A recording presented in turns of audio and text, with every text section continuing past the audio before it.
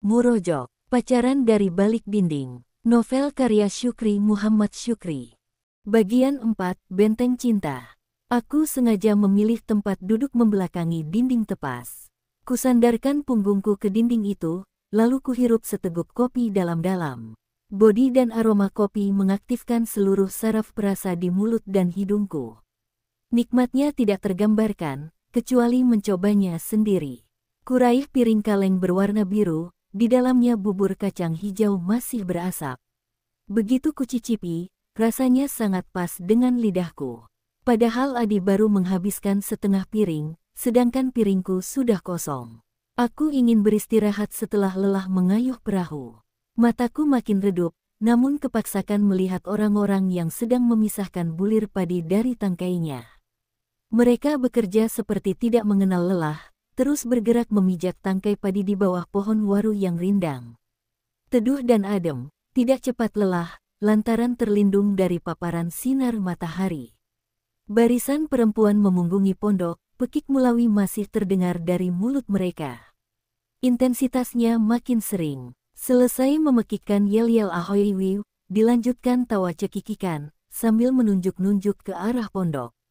Kemudian, mereka mendorong punggung perempuan berkebaya lembayung, dia terhempas ke atas tumpukan jerami. Adi, yuk kita bantu mereka, ajakku. Istirahat aja dulu, jawab Adi. Supaya cepat selesai, paksaku. Tugas kita mencari ikan, jawab Adi dengan suara setengah mengantuk. Beberu itu memanggil kita, kataku. Pasti kamu yang dipanggilnya, kata Adi sambil menguap. Kelopak matanya terlihat mengecil. Dia pasti sedang diserang rasa kantuk. Pantas Adi hemat bicara, biasanya dia paling banyak bercanda. Rupanya dia sudah melayang-layang menuju Pulau Kapuk. Aku kesana ya, beritahuku.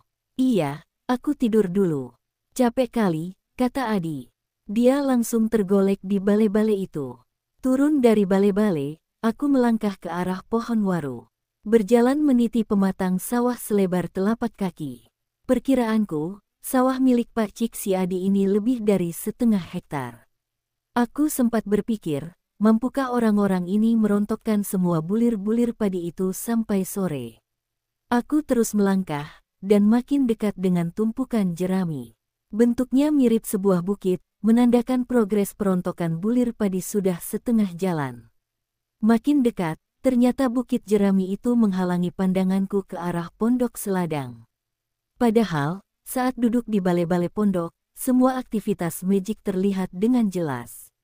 Di kaki bukit jerami, para perempuan itu sedang mengurai jerami. Mereka mengangkat jerami, batang jerami diurai, lalu bulir padi yang tersisa jatuh ke lantai tikar. Jerami yang bebas dari bulir padi ditumpuk ke bukit jerami, makin lama makin menggunung. Jarakku dengan barisan perempuan itu sangat dekat, sekitar 2 meter. Aku harus berbelok ke kiri, menuju ke lokasi mulumet di balik bukit jerami. Turun dari pematang sawah, mataku terkonsentrasi ke permukaan tanah. Telapak kakiku belum merapat ke tanah, tiba-tiba sesosok tubuh menabrakku dari depan. Aku belum sempat melihat wajah sang penabrak, tubuhku sudah terpental. Terduduk di atas lumpur, di antara sisa perdu padi. Belum sempat berdiri, tubuh itu malah menimpaku. Hidungku merasakan ada aroma jeruk purut di antara helai-helai rambut yang menutupi wajahku. Pandanganku gelap, kulit wajahku merasakan hembusan nafas, dan telingaku mendengar yel-yel ahoy wiu. Disusul tawa cekikan dari mulut sejumlah perempuan. Aku makin galau, apakah mereka para bidadari? Teringat peristiwa yang pernah kualami di Tanjur Nunguk. Sosok itu bergerak, berusaha bangkit. Kubantu mendorong bahunya. Dia berhasil duduk. Parasnya tertutup helai-helai rambut hitam panjang. Sosok itu seorang perempuan mengenakan kebaya lembayung.